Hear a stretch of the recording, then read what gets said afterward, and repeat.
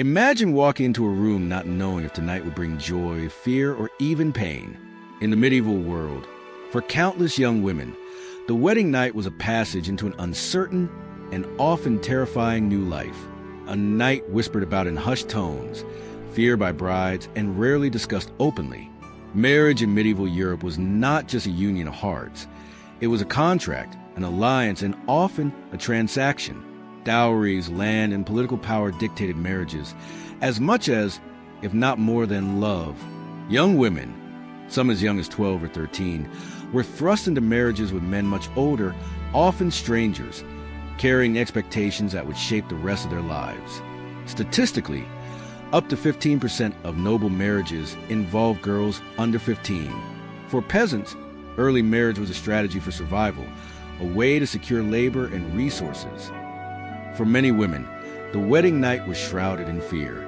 Tales of pain, coercion, and sometimes violence were common. Some brides were physically unprepared for sexual intimacy. The wedding night, meant to seal the union, often became a night of anxiety, humiliation, or worse.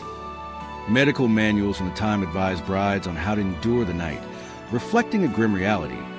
Women were expected to comply, regardless of fear or discomfort.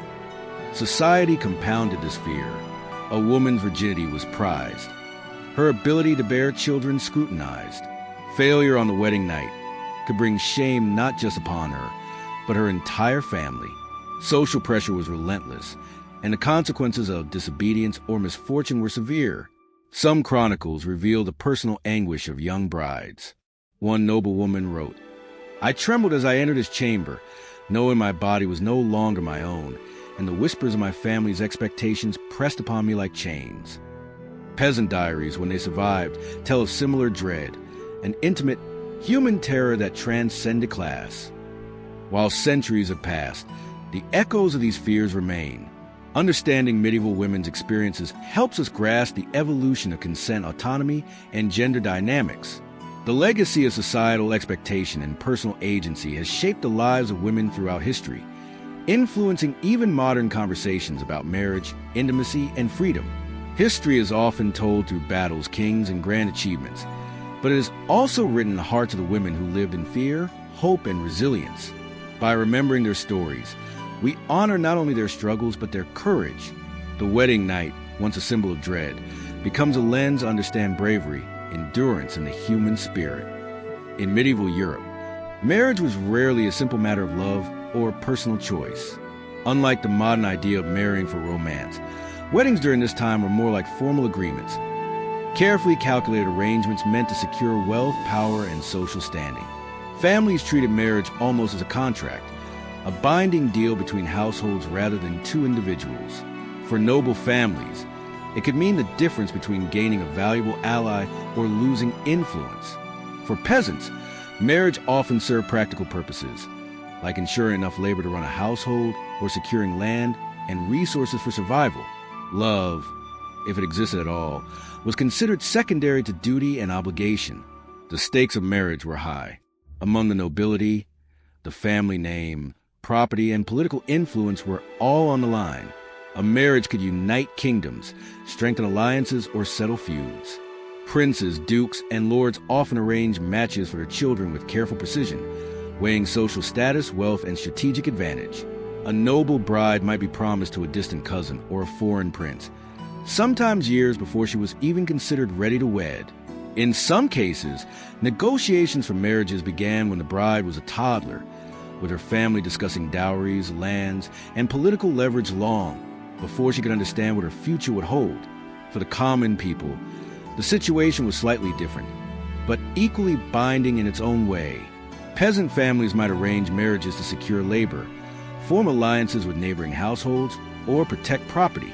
Young men and women often had little choice, as family heads prioritized survival over personal happiness. In a time when life expectancy was short and communities were tightly knit, a well-arranged marriage could mean stability and safety in a world that offered little security. The bride herself often had little say in these arrangements. Her voice was rarely heard in family negotiations, and her feelings were generally considered unimportant compared to the benefits the marriage brought to the family. For many young women, This meant leaving home to join a household where she would be expected to obey her husband without question, to manage the household, and to produce children, preferably sons, who could inherit the family name and property. The weight of expectation was immense, and the bride's identity was often subsumed into the ambitions of her family and her husband's household. Dowries were central to these arrangements. A dowry was not just money or goods. It represented a woman's value in economic and social terms. Families invested heavily in dowries to ensure favorable matches. The size of a dowry could determine the quality of a marriage proposal, and families went to great lengths to negotiate it properly. Brides from wealthy families might bring large estates, livestock, or even entire villages, while poorer families offered whatever they could spare. This system placed enormous pressure on the bride and her family to fulfill their obligations, and failure to deliver an adequate dowry could have serious consequences, including broken alliances or social embarrassment. The wedding itself was a public affair, often more theatrical than intimate.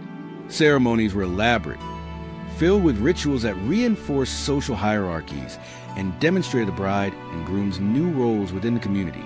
Guests, ranging from close family to influential nobles or neighbors, witnessed a union, making it not only a personal event but a public declaration of power, loyalty, and social alignment. The bride's worth was constantly on display, judged by her appearance, behavior, and even her family standing. Every step, every gesture was scrutinized to ensure that the marriage served its intended purpose. Even beyond the wedding day, the consequences of the social contract remained clear. A bride had to navigate her new household carefully, gaining favor with her husband, managing servants, and sometimes negotiating with in-laws. Her success or failure was not simply a personal matter. It could affect her family's standing, her husband's reputation, and the broader network of alliances a marriage was meant to secure. The pressure conformed to societal expectations was relentless, and for many women, the loss of autonomy was immediate and total. Yet within this rigid system, subtle forms of resistance and negotiation existed. Some brides learned to use charm, intelligence, or social savvy to influence household decisions or gain some control over their lives. Others formed alliances with servants or other women in the household to create small networks of support. While the overarching structure was dominated by male authority, women were not entirely powerless. They navigated the rules of their world with strategy, patience, and resilience. Understanding marriage as a social contract in medieval times also sheds light on the fears surrounding the wedding night. The anxieties women felt were not just about intimacy. They were intertwined with the broader consequences of their union. Their bodies and choices were no longer entirely their own. They were symbols of familial alliances, financial transactions, and social status. The wedding night was the first moment when these stakes became personal, an initiation into a new role that demanded obedience, performance, and endurance. The bride's experience of fear, vulnerability, and anticipation was therefore deeply rooted in the social realities of her time. Even today, reflecting on this aspect of history allows us to better understand the complex ways society has shaped women's roles and expectations. The medieval wedding as a social contract was not simply a romantic ritual. It was a powerful mechanism for maintaining social order, transmitting wealth, and consolidating influence. It tells a story of strategy, duty, and survival, but also of courage and resilience. Women faced enormous pressures, yet they found ways, however subtle, to assert themselves, endure, and adapt. By exploring the wedding as a social contract, we begin to uncover the human stories beneath the pomp and ritual. We see not just nobles and peasants, but young women stepping into a world that demanded much from them, often before they were ready. We begin to understand why the wedding night, and indeed the entire institution of marriage, carried such weight, and why the experiences of medieval brides continue to resonate with us today. Marriage in medieval Europe was never just about two people coming together. It was a complex web of obligations, strategies, and social expectations that shaped the lives of everyone involved. For the bride, it was both a beginning and a surrender, a step into a new household and a new identity. The social contract of marriage defined not only her role, but also the power structures that govern her world. And within this structure, the stories of fear, courage, and resilience continue to echo across centuries, offering a window into a past that is both foreign and deeply human. In medieval Europe, the concept of childhood was very different from what we understand today. Life was shorter, survival was uncertain, and social expectations often pushed children into adult responsibilities far earlier than we might imagine. One of the most profound examples of this was early marriage. Girls, sometimes as young as 12 or 13, were married off to men who were often decades older. These unions were rarely about love or companionship. They were strategic decisions, carefully planned to benefit families, secure alliances, or maintain social standing. The idea of childhood innocence, as we know it, simply did not exist in the same way. A girl's value was often measured by her ability to marry well, and the earlier she married, the sooner her family could secure a favorable match. For noble families, marrying off a daughter at a young age could strengthen political connections or protect their estates. A girl might be betrothed as a toddler, with formal agreements signed long before she reached the age of consent. Dowries, lands, and titles were negotiated carefully, often in secretive meetings between fathers, uncles, and advisors. The young bride had little say in these arrangements. She was expected to comply with her family's decisions, to understand her future role, and to prepare for the responsibilities that would come with her marriage. It was not uncommon for girls to leave the safety and familiarity of their parents' homes to live in the household of a future husband they had never met, stepping into a life entirely shaped by adults around them. Among peasants and commoners, early marriage served practical purposes as well. Families sought to ensure survival in harsh environments where labor was essential for daily life. A marriage could secure another worker for the household, strengthen bonds with neighboring families, and protect resources such as land, livestock, or harvests. Young women were expected to contribute immediately to household work and childbearing. In these circumstances, personal preference was largely irrelevant. The demands of survival outweighed individual desires, and young brides were often taught to endure and adapt quickly to their new roles. Physical and emotional preparation for marriage was minimal, and this contributed to the dread surrounding the wedding night. Girls were expected to understand the basics of household management etiquette and even sexual intimacy without guidance or instruction. In some noble households, tutors might give lessons, but these were often limited and strictly formal. Medical texts of the time advised young brides on how to cope with pain or discomfort during consummation, highlighting that society viewed compliance and endurance as essential traits for women. For many girls, this sudden thrust into adulthood brought confusion, fear, and vulnerability. Their bodies and minds were expected to transition almost overnight from childhood to fully fledged adult responsibilities. The psychological burden was heavy. Young brides faced the pressure of meeting expectations for obedience, fertility, and social conduct. Failure to perform or to fulfill these roles could bring shame not only to the bride, but to her entire family. Noble families often monitored the consummation of marriage to ensure legitimacy, and rumors of delayed fertility or refusal could spread quickly, affecting the family's reputation and political influence. Even among commoners, gossip and social scrutiny could create intense anxiety. The social environment reinforced the idea that a young woman's worth was tied to her ability to meet these expectations, leaving little room for personal choice or emotional exploration. Yet, despite these challenges, many young brides demonstrated remarkable resilience. Some adapted quickly, learning to navigate the complexities of their new households with intelligence and strategy. They discovered ways to influence decisions within their families, to earn favor with their husbands, and create small networks of support among other women in the household. While the system was rigid, human ingenuity allowed these young women to carve out small spaces of agency, finding moments of empowerment even within a world structured to limit their autonomy. The practice of early marriage also had profound social and demographic consequences. By marrying at a young age, women could bear more children over their lifetimes, which was highly valued in a time when infant mortality was high and population growth was essential for maintaining labor and military strength. Large families were often seen as both a blessing and a necessity, reinforcing the economic and strategic importance of early marriage. For noble families, heirs ensured the continuity of titles and estates. For peasant families, children were contributors to the labor force. In either case, the bride's youth became a functional tool in the social and economic structures of the time. Health risks were significant, and this added another layer of fear and uncertainty.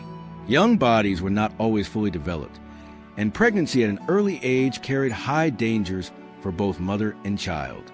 Medical understanding was limited, and care was often basic at best. Complications could be fatal, yet the societal pressure to marry and produce children rarely wavered. The tension between survival, duty, and personal safety created a precarious existence for young brides, highlighting the courage and endurance required simply to survive and fulfill societal expectations. Despite these harsh realities, early marriage shaped the culture of the medieval period in enduring ways. It reinforced the importance of family alliances, strengthened social hierarchies, and maintained economic stability. It also molded the lives of young women in profound ways, shaping their roles within households, communities, and societies at large. Understanding the experiences of these young brides gives us insight into the human cost of social systems and the resilience required to navigate them. By examining early marriage, we begin to see a world where fear, duty, and survival intersected with personal growth, responsibility, and courage. Young brides faced challenges that were physical, emotional, and social, yet many found ways to endure, adapt, and even thrive within the confines of their roles. Their experiences reveal a history that is both sobering and deeply human, inviting reflection on how societies shape the lives of their most vulnerable members. In the end, the story of young brides in medieval Europe is not just about fear or oppression. It is about resilience, adaptability, and the quiet strength of women navigating a world that demanded much from them at a very young age. By understanding their lives, we gain not only a clearer picture of the past, but also a richer appreciation for the courage it took to step into a life filled with uncertainty, responsibility, and the weight of expectation. In medieval Europe, the wedding night was far more than a private moment between a bride and groom. For many young women, it was a night fraught with fear, uncertainty, and profound anxiety. While today weddings are often associated with celebration and romance, in the medieval period, the wedding night carried immense social and personal pressure. It marked the first step into a new life filled with responsibilities, expectations, and a sudden shift in personal autonomy. The anticipation of that night could weigh heavily on a bride, coloring her entire view of marriage before it even began. The fear surrounding the wedding night was rooted in both physical and social realities. Physically, young brides were often unprepared for intimacy. Many girls, some only in their early teens, were expected to consummate the marriage with older men. For those from noble families, the unions were carefully arranged to secure alliances, often with men they barely knew.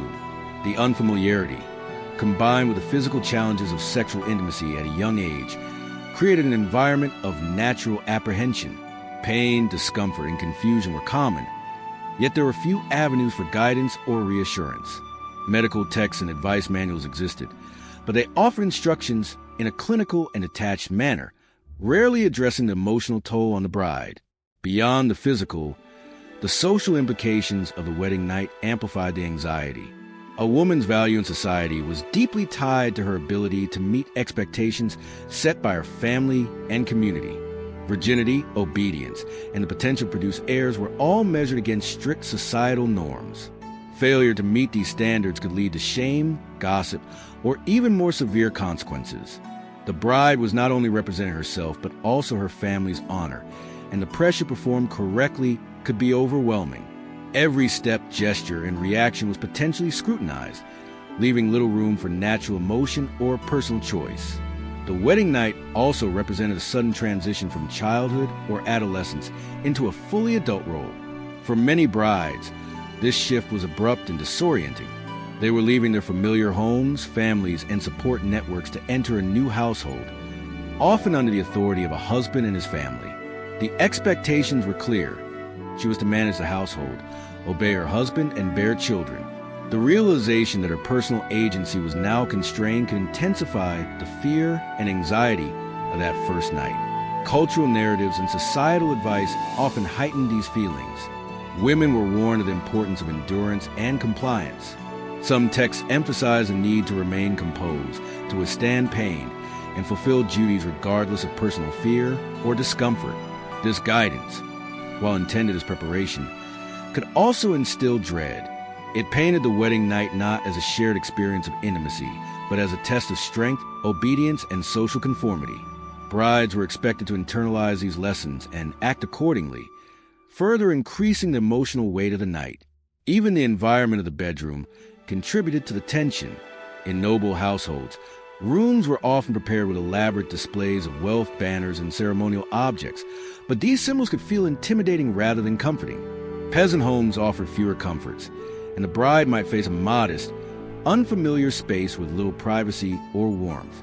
The presence of family members, servants, or witnesses could add another layer of anxiety, as even the smallest misstep could be noticed and commented upon. The act of consummating the marriage was never entirely private. It was a performance with significant social implications. Accounts from the period, whether through diaries, letters, or chronicles, reveal that this fear was widely shared among women of all social classes. Noble women wrote of trembling as they approached the wedding chamber, aware of the weight of family expectation and the unfamiliarity of the situation. Peasant women often express anxiety over their ability to manage household duties and satisfy their new husbands, knowing that failure could impact not only themselves but also their family survival. These personal stories highlight that the dread of the wedding night was not merely imagined. It was a lived, tangible experience shaped by societal structures and cultural norms. The emotional impact of the wedding night could linger far beyond that single evening.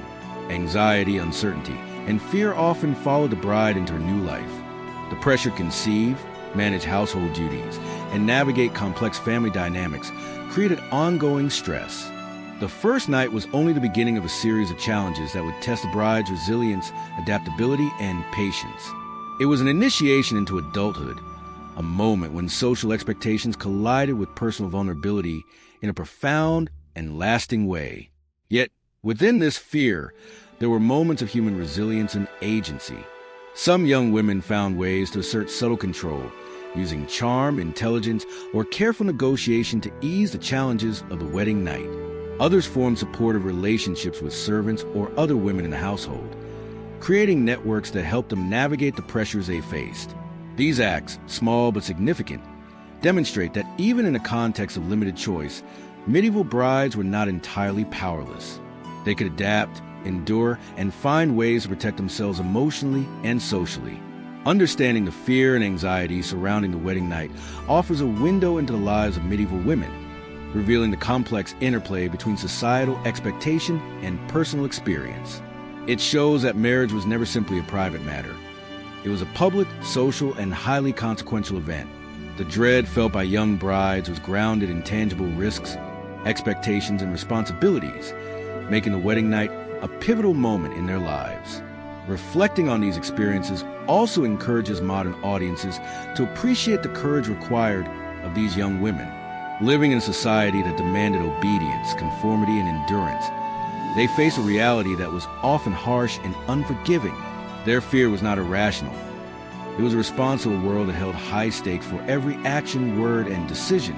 By exploring this history, we gain insight into the lived experiences of women who navigate profound challenges, revealing resilience, strength, and adaptability that resonates even today. In the end, the wedding night in medieval Europe was a defining moment, charged with fear, expectation, and social significance. It was an initiation into adult responsibilities and societal duties, a test of endurance and obedience, and a night that could shape the course of a woman's life. Yet, within that fear, the stories of courage and resilience emerge, reminding us that even in the most constrained circumstances, human strength and adaptability can shine through. The anxiety surrounding the wedding night was not simply about the act itself. It was about stepping into a new world, facing uncertainty, and navigating the delicate balance between societal expectation and personal endurance.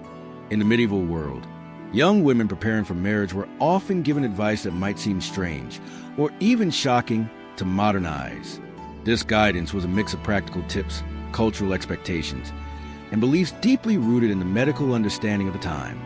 Books and manuals were written specifically for brides, offering instructions on how to behave, how to endure, and even how to navigate the wedding night itself.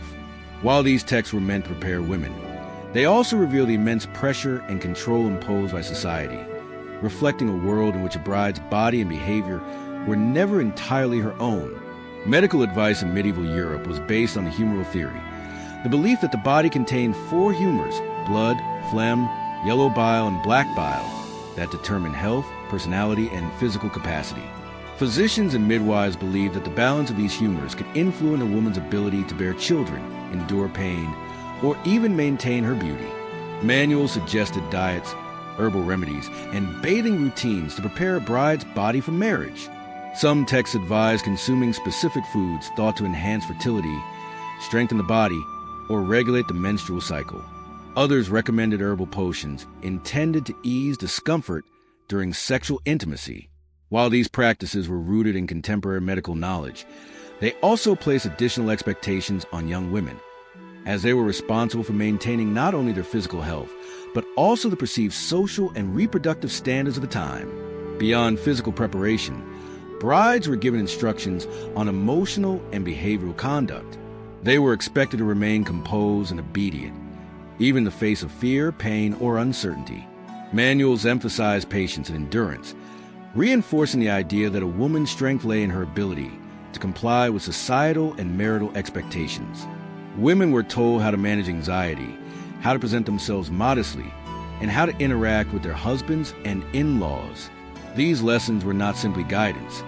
They were a form of social conditioning, teaching women the boundaries of acceptable behavior and the consequences of stepping outside them. Cultural norms also played a significant role in shaping this advice. In a society that valued family honor and lineage above personal preference, the bride's behavior was constantly under scrutiny. Failure to meet expectations could result in shame, ridicule, or even social ostracism. Advice manuals often stress the importance of maintaining virginity until marriage, of presenting oneself with modesty and grace, and of performing one's duties within the household. Even small mistakes could have far-reaching consequences, affecting not only the bride herself, but also her family's reputation and standing in the community. The weight of these expectations was heavy, and the guidance given was designed to instill caution, respect, and compliance. In addition to textual advice, oral guidance from mothers, aunts, or other female relatives played a crucial role. These women often shared stories, warnings, and practical tips based on their own experiences. While the tone could be comforting, it also emphasized caution and vigilance. Young brides were reminded that marriage was a serious undertaking and that their actions would be judged continuously. They were warned of potential difficulties, from physical discomfort to interpersonal conflicts within the household. This combination of written and oral instruction created a complex web of expectations that shaped the bride's understanding of marriage and her role within it. Medical and cultural advice extended to the wedding night itself. Guides often included detailed instructions on how to approach consummation, how to handle pain, and how to respond to a husband's advances. The focus was rarely on mutual intimacy or emotional connection. Instead, the goal was compliance and endurance. Some texts suggested specific postures or rituals believed to facilitate conception. Others emphasized the importance of remaining calm and obedient, presenting the act as a test of both physical resilience and moral character. For young brides, this guidance could be both informative and intimidating, highlighting the power dynamics at play and the expectations imposed by society. Interestingly, some advice was contradictory or confusing, reflecting the limited scientific understanding of the period. A bride might be told to avoid certain foods or activities, while simultaneously being encouraged to follow practices that seem to conflict with those instructions. This confusion could heighten anxiety, leaving young women unsure of how best to prepare for marriage. Yet, even amid these uncertainties, the guidance served a purpose. It reinforced societal norms, communicated expectations clearly, and framed marriage as a structured, rule-bound institution rather than a purely personal or emotional experience. The consequences of this advice were significant. Young women entering marriage were not only physically prepared, but also psychologically conditioned to accept their roles. They were taught to endure discomfort, to prioritize family and societal expectations, and to manage the complexities of household life from the very beginning. In many ways, these lessons helped young brides navigate a world that offered little choice or freedom. At the same time, they reveal a society deeply concerned with control, hierarchy, and the regulation of female behavior. The guidance reflects a careful balance between care and coercion, offering practical knowledge while simultaneously reinforcing social boundaries. Even in the midst of these pressures, medieval brides demonstrated resilience. They adapted to the guidance they received, interpreted it in ways that suited their circumstances, and often found strategies to navigate their new lives effectively. Some used knowledge from manuals to maintain health and fertility, while others relied on social networks of female relatives or servants for support and advice. Their ability to endure, adapt, and exert subtle influence within their households illustrates the human capacity to navigate complex social structures, even in the most constrained circumstances. Understanding the medical and cultural advice given to medieval brides allows us to glimpse the challenges they faced and the strategies they used to meet them. It reveals a world where preparation was both practical and symbolic, where physical guidance intersected with social expectation, and where every action carried consequences for personal reputation and family honor. By exploring this aspect of history, we gain insight into the everyday realities of medieval women, the pressures they endured, and the ways they navigated the delicate balance between compliance and agency. Ultimately, these manuals and cultural teachings were more than instructions. They were reflections of society that tightly control women's roles, behavior, and bodies. They offer a window into the fears, hopes, and resilience of young brides, showing us that preparation for marriage was not only a physical process, but a deeply social and psychological journey. The lessons they carried were intended to guide, but they also illuminate the ways in which women navigated a world that demanded obedience while still finding space for strength, endurance, and quiet influence. In medieval Europe, a woman's life was never entirely her own, and nowhere was this more apparent than in the realm of marriage. The expectations placed on young brides went far beyond the personal or private. They were tied directly to family honor, social reputation, and even political stability. Every choice, action, and behavior of a bride could reflect on her entire household, creating immense pressure that shaped her experience of marriage from the very beginning. In this world, honor was not an abstract concept.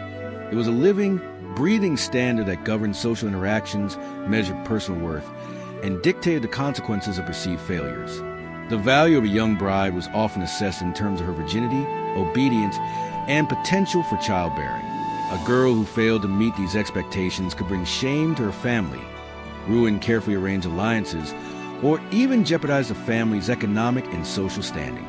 For noble families, honor was tied closely to power, inheritance, and political influence.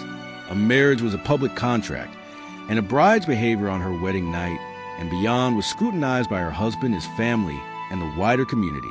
Gossip and rumor carried weight, and the perception of failure could have far-reaching consequences, sometimes even undermining decades of careful planning and negotiation.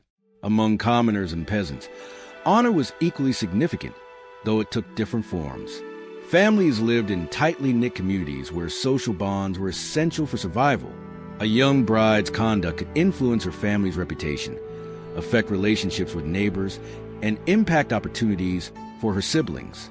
In this context, honor was tied not only to virtue but also to reliability, diligence, and conformity to social norms.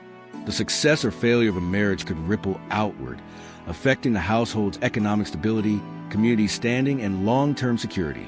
The pressure to maintain honor extended to the wedding night itself, often heightening anxiety and fear.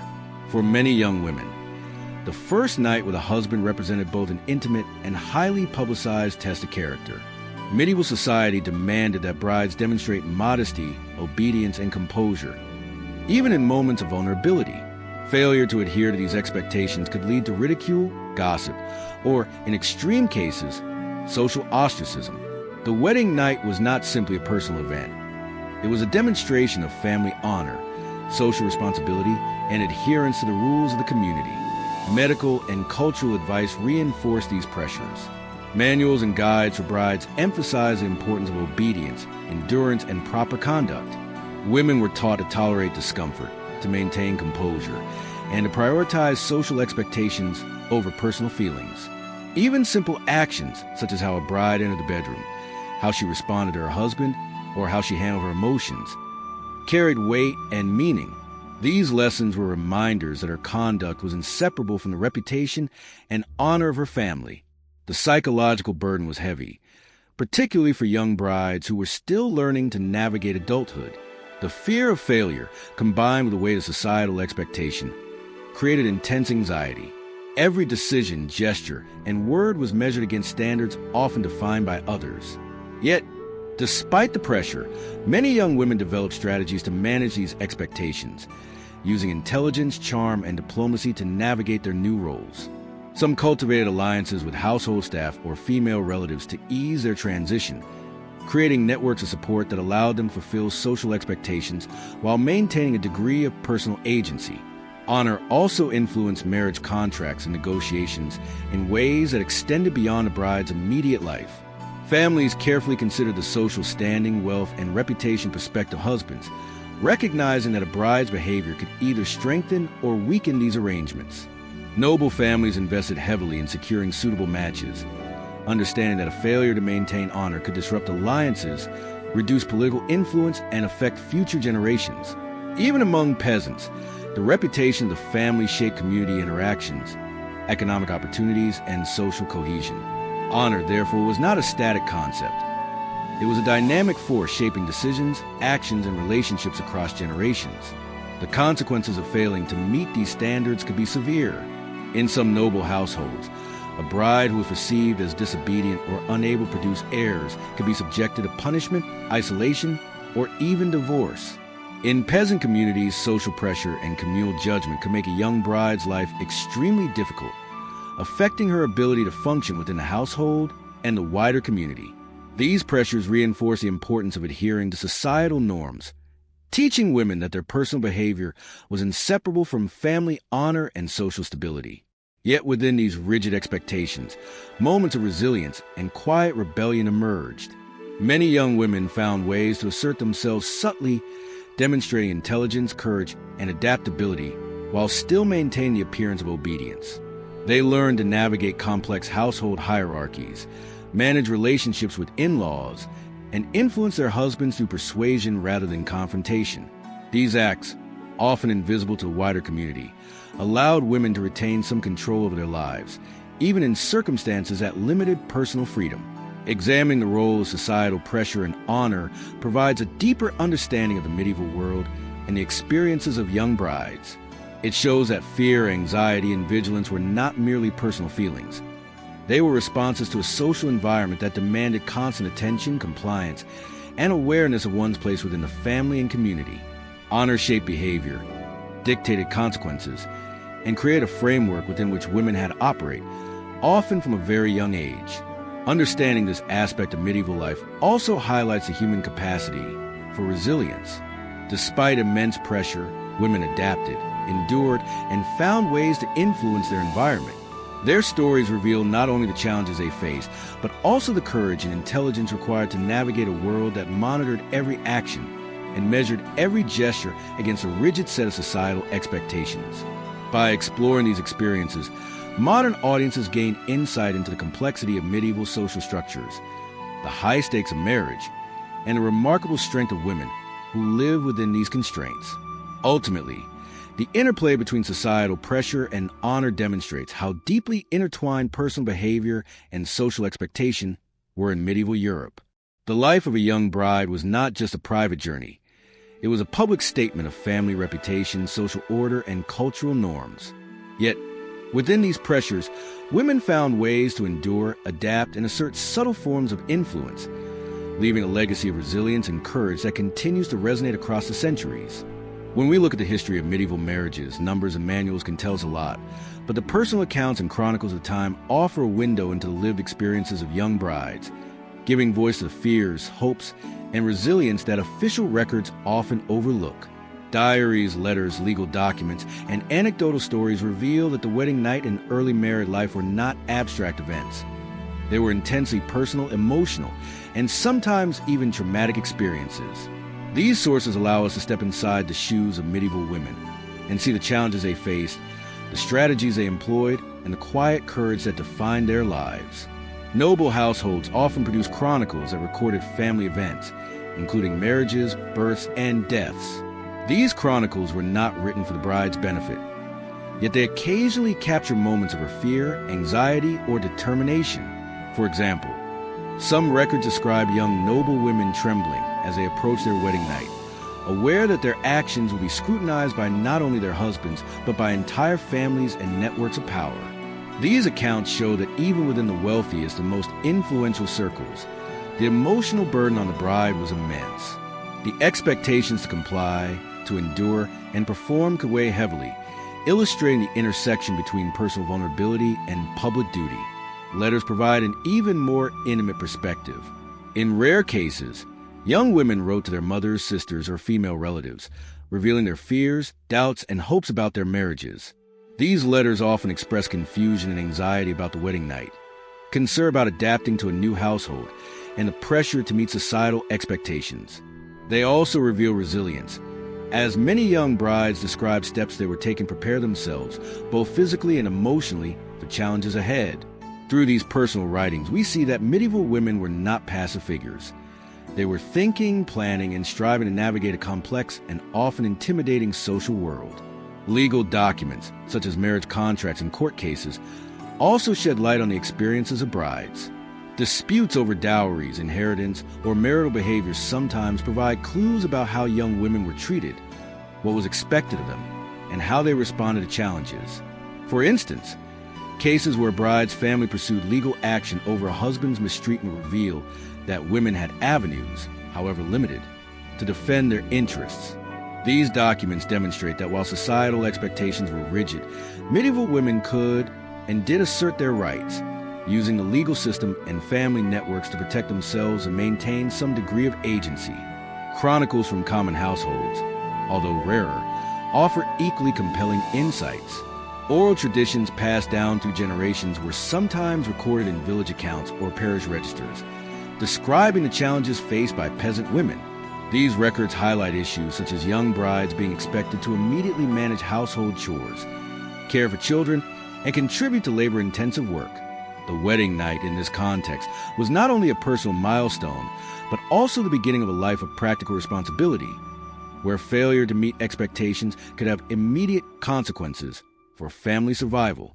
These personal accounts remind us that the experiences of fear, anxiety, and responsibility were universal across social classes, though the stakes and resources varied. What is striking in these personal narratives is the emotional depth they reveal. Many chronicles describe not only fear but also hope, curiosity, and a desire for acceptance and belonging. Young brides often wrote about their hopes for a kind husband, for understanding from their new family, and for a successful transition into their adult roles. Even amid fear and societal pressure, these accounts convey the humanity of women navigating a world that demanded obedience and conformity. They remind us that history is not just a series of dates and laws. It is a story of human experience, emotion, and resilience. These narratives also highlight the strategies women employed to cope with the pressures of marriage. Some young brides used charm, wit, or intelligence to gain favor in their new households. Others relied on networks of female relatives, servants, or friends to provide advice and emotional support. Chronicles occasionally hint at these subtle forms of agency, revealing that women were not entirely passive recipients of societal expectations.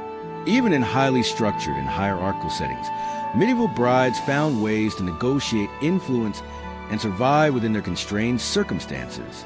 Moreover, personal accounts illuminate the cultural and social context surrounding the wedding night. They reveal the anxieties tied not only to physical intimacy, but also to social performance, family reputation, and the need to produce heirs. A bride's actions were closely observed, and any deviation from expected behavior could lead to rumors or judgment.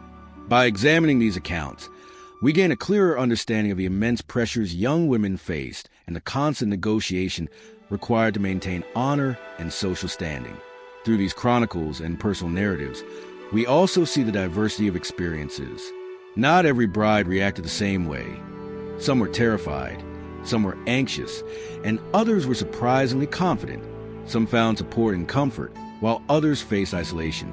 This variation highlights that medieval women, despite living under rigid social structures, were individuals with distinct personalities, emotions, and responses to the challenges they encountered. Their stories complicate our understanding of history, showing that it was not simply shaped by laws and customs, but also by the choices, resilience, and ingenuity of individuals.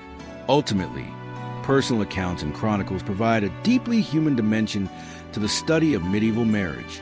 They allow us to hear the voices of women who live in a world of strict social codes, high expectations, and limited personal freedom. They remind us that behind every dowry, contract, and ceremonial ritual, there were real people experiencing fear, hope, and courage. By listening to these voices, we gain insight not only into hardships of medieval life, but also into the strength and adaptability of women who navigated a world that demanded much from them at a very young age.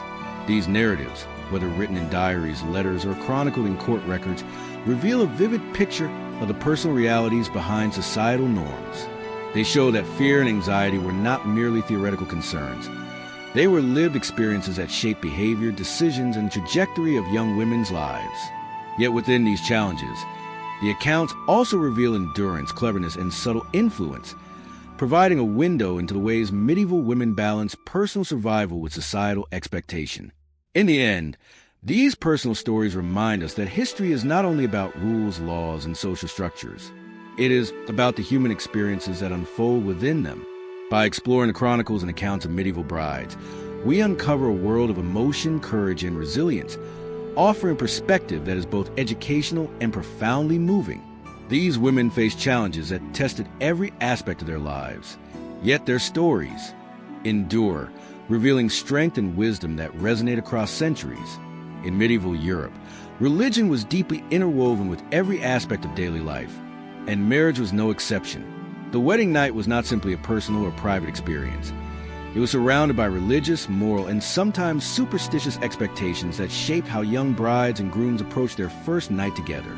For women, these beliefs added another layer of pressure, blending fear, obligation, and societal expectation in ways that could feel overwhelming.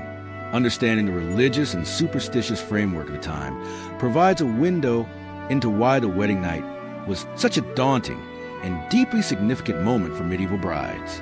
The church played a central role in regulating marriage. Marriage was considered a sacred sacrament, a divine contract that united not just two individuals, but also their families in the eyes of God.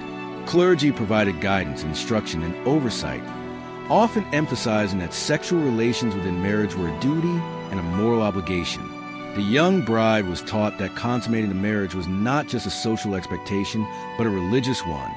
Failure to fulfill this duty could be interpreted as disobedience to God, adding spiritual anxiety to the physical and emotional challenges she faced. Manuals and religious texts provided advice on how to approach the wedding night, often couched in terms of morality, virtue, and divine favor. Beyond formal religious instruction, a host of superstitions and folk beliefs influence how young women approach marriage and their wedding night. People believe that certain rituals, charms, and behaviors could protect a bride from harm, ensure fertility, and secure a harmonious relationship. For example, some traditions suggested placing protective herbs in the bed or performing specific gestures to ward off evil spirits. Others encouraged brides to avoid certain behaviors or objects that were thought to bring bad luck or misfortune. These beliefs reflected a world in which the line between spiritual guidance and superstition was often blurred, creating both comfort and anxiety for young women. Fear of the unknown was amplified by these religious and superstitious frameworks. A bride might be aware of warnings that failing to consummate the marriage properly could offend God, invite misfortune, or bring dishonor to her family. The combination of spiritual duty, social expectation, and superstition created an environment in which the wedding night became a test of faith, virtue, and endurance. Young women were expected to internalize these lessons, maintaining composure and obedience while navigating their own fear and uncertainty. The stakes were high, not just personally, but spiritually, socially, and even supernaturally in the eyes of their community. Religious instruction often reinforced gender hierarchies, emphasizing that a woman's role in marriage was to obey her husband, bear children, and manage the household. Clergy taught that a virtuous wife would accept her husband's authority and fulfill her duties willingly. Manuals often combined moral advice with practical tips, telling brides how to behave, how to manage modesty, and how to present themselves as morally upright and obedient. The expectation that a young woman's virtue could influence her spiritual standing placed an immense burden on her. The wedding night, therefore, was framed not merely as a personal milestone, but as a sacred act with spiritual, social, and familial implications. Superstitions also dictated timing, actions, and even the arrangement of the bridal chamber. Some believe that specific days, hours, or astrological conditions could enhance fertility or ensure marital happiness. Others suggested rituals, such as sprinkling holy water or positioning the bed in a certain way, to protect against misfortune. These practices were meant to provide reassurance, yet they also reinforced the idea that failure could have consequences beyond the physical or emotional realms. The young bride was navigating a complex landscape in which success or failure carried moral, spiritual, and social weight. Despite the pressure, these religious and superstitious practices could also offer a sense of control and agency. By following prescribed rituals and advice, brides could feel that they were actively participating in shaping their own destiny. Performing a charm, reciting a prayer, or adhering to a ritual provided a framework in which the unknown could be managed and fear could be mitigated. This blend of spiritual guidance and folk tradition allowed women to navigate anxiety in ways that were culturally meaningful and personally empowering. Even within a world that imposed strict expectations on their behavior, the influence of religious and superstitious beliefs also extended beyond the wedding night itself. These beliefs shaped expectations for early married life, childbearing, and household management. Women were taught that their actions could influence fertility, domestic harmony, and even the health and fortune of their children. Advice was given on everything from diet and daily routines to prayer and moral conduct. In this context, a young bride's responsibility was immense, as her behavior was seen as affecting not only her own future, but also the welfare of her husband, family, and household. Account from the period, including chronicles, letters, and anecdotal stories, provide vivid examples of how these beliefs impacted women. Some describe brides performing specific prayers or rituals before retiring to their chambers, trembling with anticipation and fear. Others record advice given by mothers or older women, blending religious teachings with folk wisdom in ways that conveyed both care and caution. These narratives reveal that the wedding night was not just a private act of intimacy. It was a moment charged with moral, spiritual, and emotional significance, demanding composure, courage, and adherence to cultural norms. Understanding the role of religious and superstitious beliefs helps modern audiences grasp why medieval women often dreaded their wedding nights. Fear was not irrational. It was rooted in a complex mix of spiritual duty, societal expectation, and folk tradition. Brides were navigating multiple layers of pressure simultaneously, balancing obedience to God, adherence to family honor, and management of personal fear. At the same time, they were learning to negotiate these pressures, finding ways to endure, adapt, and exert subtle forms of control over their circumstances. Ultimately, the intertwining of religion and superstition shaped the medieval wedding night as a deeply significant moment, blending fear, expectation, and ritual into a complex social and spiritual event. By examining these beliefs, we gain insight not only into the anxieties of young brides, but also into the cultural framework that governed their lives. These narratives reveal the extraordinary resilience and adaptability required to navigate a world where personal, social, and spiritual stakes were inseparable, leaving us with profound understanding of both the challenges and the enduring courage of medieval women. As we reflect on the experiences of medieval women on their wedding nights, it becomes clear that their stories extend far beyond a single night of fear and uncertainty. These experiences left lasting marks, not only on the women themselves, but on the social, cultural, and historical legacy of the time. By exploring these legacies, we can better understand the deep complexities of medieval marriage, the resilience of young brides, and the ways in which their lives continue to offer insights into human courage, adaptability, and social dynamics. The legacy of these wedding nights is first visible in the historical records that survived. Chronicles, diaries, letters, and legal documents paint a picture of lives governed by expectation and shaped by resilience. Though these sources often focus on family, honor, and societal structures, they also reveal the individual voices of women navigating new roles under immense pressure. From these accounts, historians can reconstruct not only the social customs of marriage, but also the emotional and psychological realities of those who lived through them. This dual perspective, social and personal, offers a more complete understanding of medieval life and the intricate web of duties, fears, and strategies that defined it. Marriage, in this context, was both a personal transition and a societal institution. The wedding night was more than the consummation of a contract. It was symbolic passage into adulthood, responsibility, and social integration. It tested not only the bride's endurance and composure, but also her ability to navigate family expectations, community norms, and even spiritual demands. The courage exhibited by young brides on these nights, often unrecorded and unrecognized at the time, became part of a broader cultural legacy, influencing how marriage was structured, understood, and narrated in subsequent generations. The pressures and expectations faced by these women also shaped gender dynamics in medieval society. While the burden placed on brides was immense, the ways in which they adapted, negotiated, and exerted subtle influence reveal a quiet form of power. Women developed strategies to manage fear, cultivate favor, and assert agency within restrictive social frameworks. This legacy of resilience demonstrates that even within hierarchical and patriarchal societies, women were active participants in shaping their lives, households, and communities. Their ability to navigate complex social terrain offers lessons about human adaptability and strength that resonate beyond the medieval period. Another aspect of this legacy is cultural memory. Stories of wedding nights, advice manuals, superstitions, and chronicles all contributed to a collective understanding of marriage that informed future generations. These narratives codified expectations, fears, and practices, ensuring that each new bride inherited not only the wisdom of elders, but also the weight of societal and familial expectations. The repeated telling of these stories reinforced norms, shaped emotional experiences, and transmitted cultural values, creating a continuity that spanned centuries. By studying these narratives, modern audiences gain insight into how culture, tradition, and social structure intersect to influence individual lives. Religious and moral frameworks further cemented this legacy. The Church's teachings on marriage, virtue, and duty influenced how weddings were conducted, how brides were prepared, and how their actions were interpreted. Spiritual guidance and moral instruction intertwined with practical advice, creating a comprehensive framework for behavior and expectation.